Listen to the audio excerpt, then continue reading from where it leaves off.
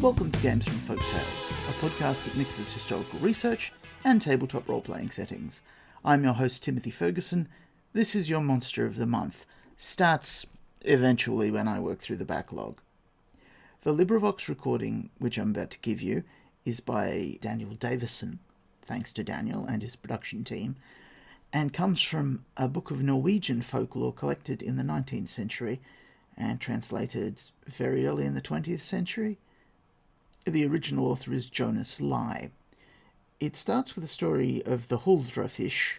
The Huldra, as the story says, is anything that's elfin, in which the fisher is dragged deep into the earth and sees various mysterious creatures there. The one that I'm particularly charmed by is the lingworm, or lichworm, which is a dragon that tunnels through the earth seeking graveyards so it can feast in them.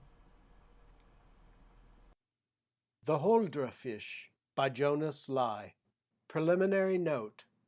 Huldre, a name for anything elfin or gnomish. Compare Icelandic hulda, a hiding, covering. It implies the invisibility of the elfin race. End of preliminary note. It was such an odd trout that Nona hauled in at the end of his fishing line. Large and fat, red-spotted and shiny, it sprawled and squirmed with its dirty yellow belly above the water to wriggle off the hook. And when he got it into the boat and took it off the hook, he saw that it had only two small slits where the eyes should have been. "It must be a Huldrefish," thought one of the boatmen, for rumor had it that that lake was one of those which had a double bottom. But Nona didn't trouble his head very much about what sort of a fish it was, so long as it was a big one. He was ravenously hungry, and bawled to them to row as rapidly as possible ashore, so as to get it cooked.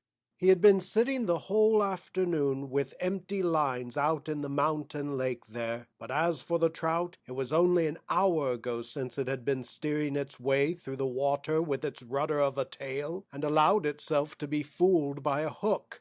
And already it lay cooked red there on the dish. But now Nona recollected about the strange eyes, and felt for them, and pricked away at its head with his fork. There was nothing but slits outside, and yet there was a sort of hard eyeball inside. The head was strangely shaped, and looked very peculiar in many respects. He was vexed that he had not examined it more closely before it was cooked. It was not so easy now to make out what it really was. It had tasted first-rate, however, and that was something.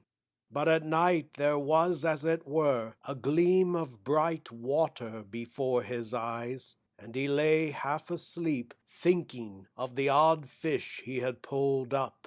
He was in his boat again, he thought, and it seemed to him as if his hands felt the fish wriggling and sprawling for its life, and shooting its snout backwards and forwards to get off the hook. All at once it grew so heavy and strong that it drew the boat after it by the line. It went along at a frightful speed, while the lake gradually diminished, as it were, and dried up. There was an irresistible sucking of the water in the direction the fish went, which was towards a hole at the bottom of the lake like a funnel, and right into this hole went the boat. It glided for a long time in a sort of twilight along a subterranean river, which dashed and splashed about him. The air that met him was at first chilly and cellar-like. Gradually, however, it grew milder and milder, and warmer and warmer. The stream now flowed along calmly and quietly, and broadened out continually, till it fell into a large lake. Beyond the borders of this lake, but only half visible in the gloom, stretched swamps and morasses, where he heard sounds as of huge beasts wading and trampling. Serpent-like they rose and writhed, with a crashing and splashing and snorting amidst the tepid mud and mire. By the phosphorescent gleams he saw various fishes close to his boat, but all of them lacked eyes. And he caught glimpses of the outlines of gigantic sea serpents stretching far away into the darkness. He now understood that it was from down here that they pop up their heads off the coast in the dog days when the sea is warm. The lintworm, with its flat head and duck's beak, darted after fish and crept up to the surface of the earth through the slimy ways of mire and marsh.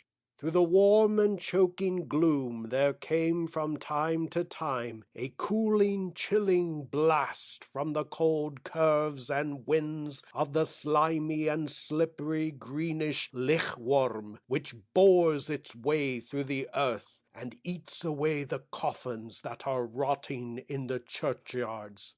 Horrible, shapeless monsters with streaming manes, such as are said to sometimes appear in mountain tarns, writhed and wallowed and seized their prey in the fens and marshes.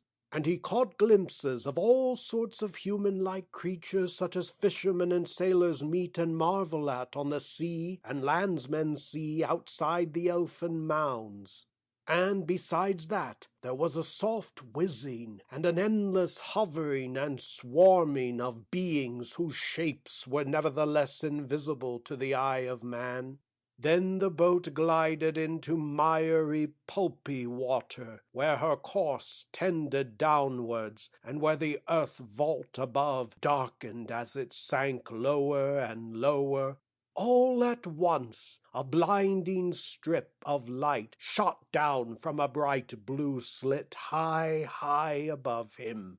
A stuffy vapor stood round about him. The water was as yellow and turbid as that which comes out of steam boilers, and he called to mind the peculiar tepid undrinkable water which bubbles up by the side of artesian wells. It was quite hot. Up there they were boring down to a world of warm watercourses and liquid strata beneath the earth's crust. Heat as from an oven rose up from the huge abysses and dizzying clefts, whilst mighty steaming waterfalls roared and shook the ground.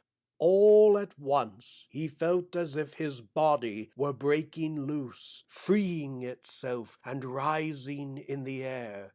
He had a feeling of infinite lightness, of a wondrous capability for floating in higher atmospheres and recovering equilibrium. And before he knew how it was, he found himself up on the earth again. Your saga may vary.